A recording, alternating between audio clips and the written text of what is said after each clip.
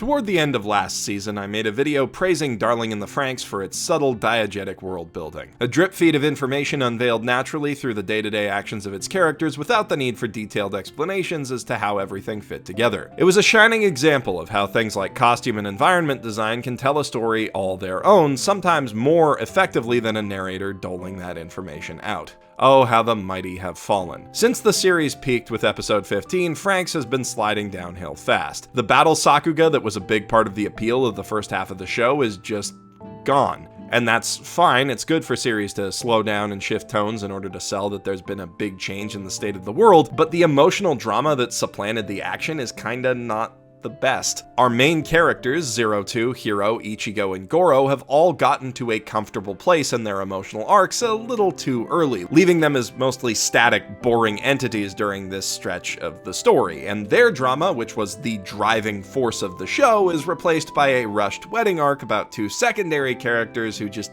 aren't as interesting at all. Still, anime have recovered from worse Act 2 slumps than this, so it's not like all hope for the series is lost. But after episode 19, we are getting dangerously close to the point of no return. In 24 minutes, Darling in the Franxx throws 18 episodes of slow, meticulous world building out the fucking window, with a bloated, poorly thought out exposition dump that ignores almost every rule of show don't tell, barely disguised by an awkward, ham-fisted shift to the perspective of Dr. FranXX.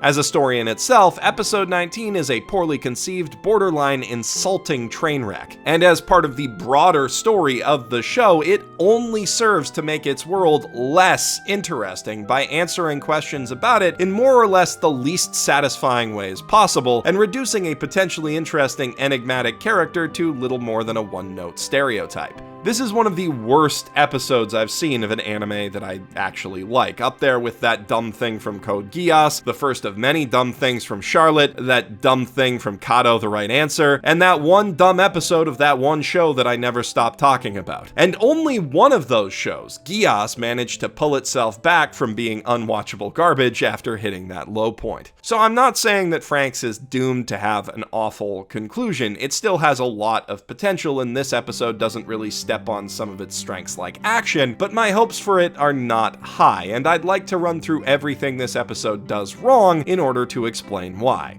Darling in the Franxx episode 19, Inhumanity, serves two major purposes: to finally explain how the world reached its current post-apocalyptic state, and to shed some light on what motivates the enigmatic Dr. FranXX, who is, I'll remind you, at least guilty of human experimentation, child abuse, torture, and some light eugenics. Needless to say, the question of what could drive a man to do such things and think in such extreme ways is potentially really interesting, and I'd argue worth devoting a whole episode to answering, but not when the answer is spelled out in the first minute of the story and turns out to be as phenomenally fucking stupid as... At the start of this flashback episode, we learn literally two things about Dr. Werner Frank, as he was then named. Firstly, before we've even met him, he's already guilty of some concerning violations of scientific ethics all the way back in 2025, long before the world went to shit, and secondly, he doesn't believe in God, which is literally the only explanation we're ever given for why he doesn't care about ethics. Well, that, and he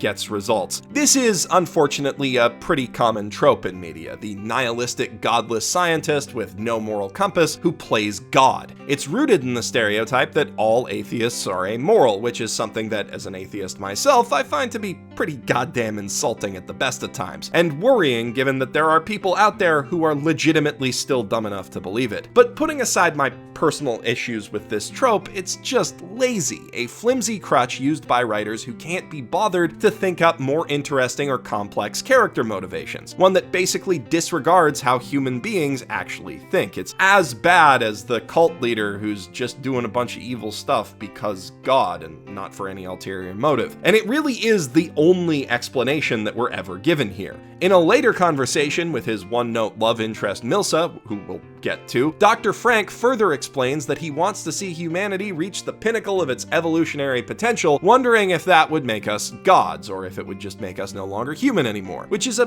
pretty standard motivation for your generic boilerplate Hollywood atheist character. And right after being asked if he thinks humans will become gods, he clarifies once again that The last hint at Dr. Frank's motivations comes when he confronts the klaxosaur queen in her lair and is immediately entranced by her beauty, falling in love with her. Now, the unintentional subtext of this, given the character design, is really fucking creepy, but the intended subtext is just as bad for my money. It's implied that FranXX is in awe of the technology and biology of the klaxosaurs. I mean, he's said as much when he was examining the old klaxosaur corpse, and he sees her as being a step up the evolutionary ladder from humans, the godlike being that he's been hoping to observe his whole life. His obsession with the queen inspires him to do arguably the worst things that he's done so far in the story, creating and torturing 02 along with a slew of other presumably failed clones. The show is saying that every horrible thing he does is motivated, or at least enabled, by his godless worldview. Now, you might think I'm reading too much into this or not giving the show enough credit for the small developments that it gives his character throughout the episode, but again, he had this extreme unethical mentality before the apocalypse, before the death of his wife, or any of the other events that could have pushed him to this extreme. And his personality doesn't really noticeably change between when we meet him and when he meets the queen. There's nothing else presented in this story that could really explain his actions. So, with the mystery around FranXX stripped away, we're left looking at a cardboard cutout of a mad scientist, and that's just the beginning of the flat, lazy writing in this episode. Milsa, FranXX's love interest, is, well,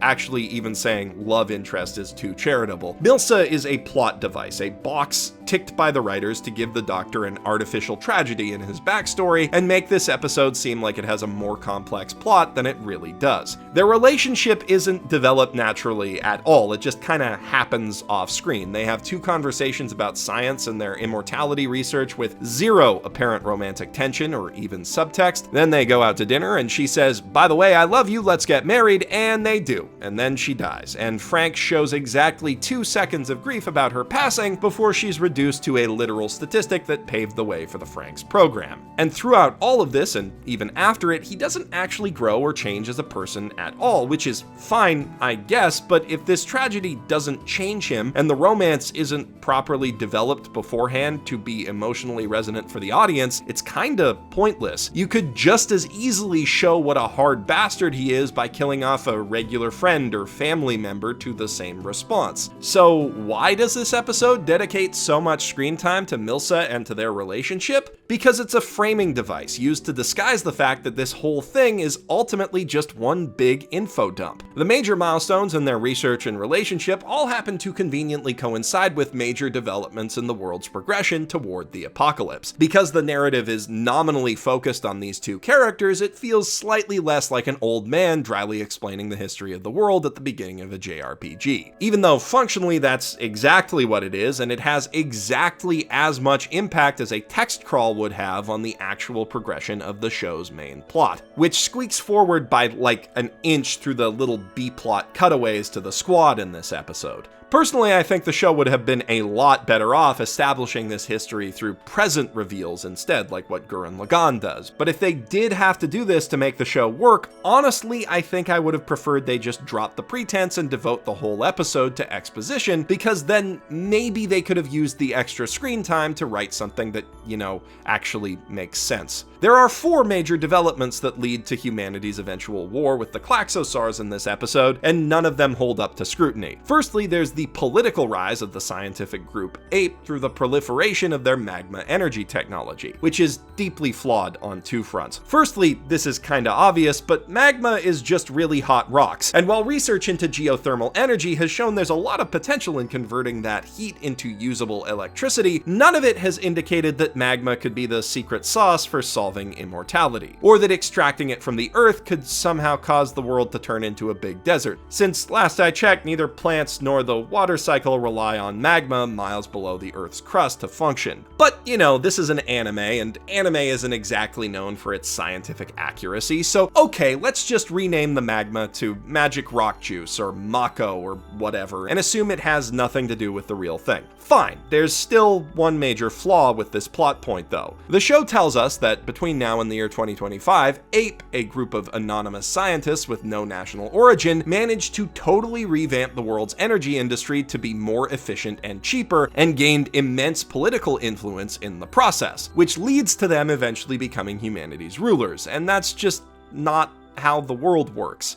At all. The problem with this plot point is that the livelihoods of companies and entire nations depend on the world's current oil-based energy infrastructure, and there is so much technology from cars to electric grids that would need to be retrofitted to use magma energy instead. And there is no way in hell that the oil companies would just let a new resource render everything that they've done obsolete without a fight. As soon as they got even a whiff of the potential of magma energy, fossil fuel companies would be sending legions of lobbyists to get its development tied up in red tape and creating ad campaigns to incite fear or at least wariness of the technology in the general public. And we know that because that's what they've done with every alternative energy source that's ever threatened their bottom line, from wind to solar to especially nuclear. I'm not saying that Ape couldn't get past those hurdles and eventually show that magma extraction technology is objectively superior, but there's no way that they could do it in less than 7 years, and in order to accomplish it, they'd need to already have a lot of money and political capital. But the way that the show explains their rise to power, they literally do it backwards. This inconsistency is particularly frustrating because the way that magma energy destroys the Earth seems to be, at least in part, an allegory for what's currently happening to our climate because of fossil fuels. So apparently the creators of this show are trying to comment on that problem without having even the faintest understanding of the obstacles preventing it from being solved. Forgive me, but I'm starting to get the impression that Darling in the Franxx might just be really, really dumb.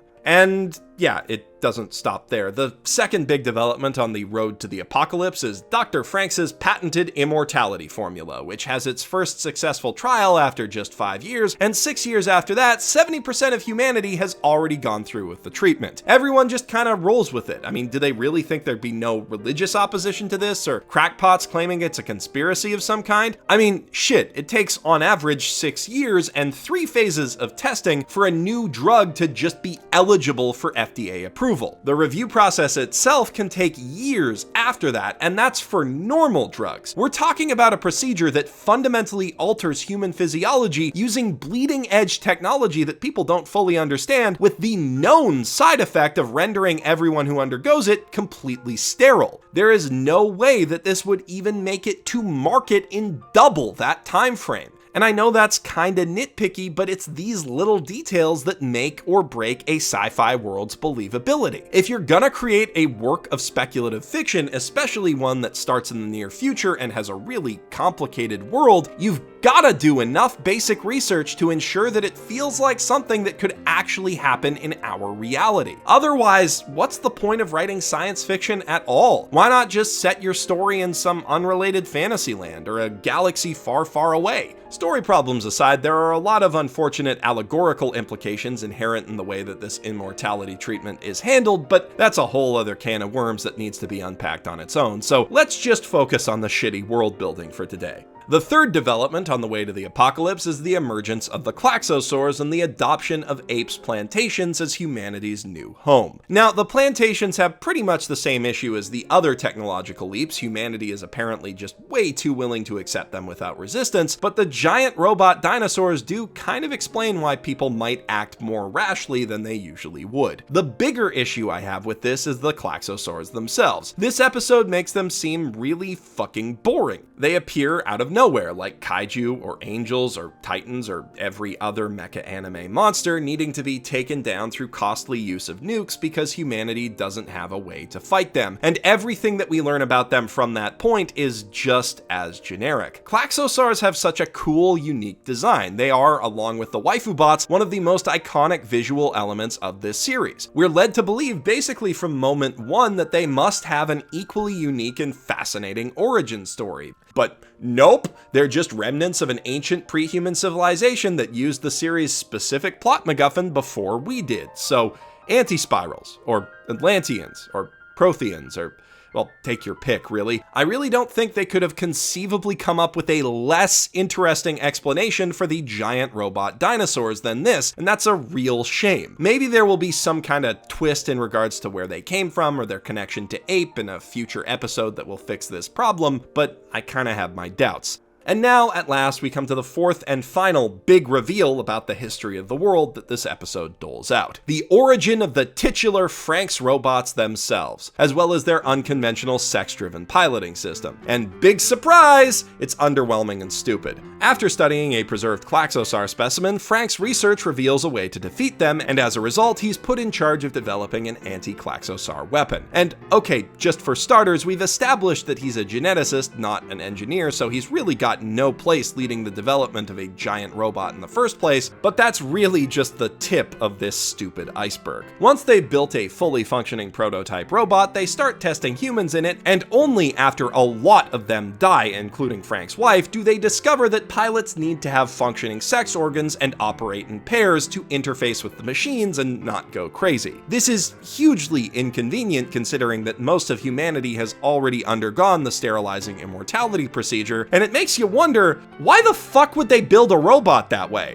Like, you're telling me that Dr. FranXX and his team successfully designed and built all of the mechanical bits needed for a bipedal robot, plus a mind-machine interface to control it, without actually understanding how the stuff that they invented works? With such a lack of understanding, in fact, that the technology ends up being totally unusable for most human beings, specifically because of another technology that Dr. FranXX also invented. I'm sorry, but that's a frankly unbelievable level of incompetence and oversight for someone who's supposed to be the world's smartest science guy. Now, there is an explanation for this, that they either based the FranXX robots on klaxosaur physiology or built them around klaxosaur cores or corpses. That would make sense of the female robot design since klaxosaurs have two X chromosomes, and explain why Dr. FranXX has no idea how they work despite having built them. But if this is the case, why wasn't it revealed in the episode? I mean, the narrator is the guy who invented these fucking robots. Are they intending to make a big twist out of this? Because I hate to break it to you guys, but the whole "the robots are made out of monsters" thing has been done before, specifically by a certain very famous mecha anime that your anime is supposed to be an homage to. So everybody is gonna be expecting that reveal, and it's gonna make for a pretty fucking weak late series twist. But you kind of written yourselves into a corner, because if you don't go for that weak sauce twist now, your super smart scientist character ends up looking like a fucking moron. I'm reaching a frustrating conclusion here, one that I really didn't want to land on. When I started writing the script for this video, I came in feeling like Darling in the Franxx is a good show, and this is probably just one pretty bad episode on the road to its conclusion. I mean, I've sat through worse and had it pay off. Nadia, the Secret of Blue Water springs to mind, but the more I write, the more I rewatch this episode and think about it, the more I hate this specific episode, and the less optimistic I feel for the future of this series. In finally revealing the backstory of FranXX that we've all been waiting for, episode 19 also inadvertently reveals that a lot less thought went into building this world than previous episodes hinted at. It seems like maybe the production design team put in a lot more effort in that regard than the writers, and the writers were just kind of being lazy by being vague. And the information that we can infer, which hasn't been revealed yet, points to a plot that may well be derivative and predictable right up to the end. Which won't be the end of the world. At the very least, we'll get to enjoy some more cool action scenes and cute character designs before the series wraps, but at the start of this season, I was hoping for so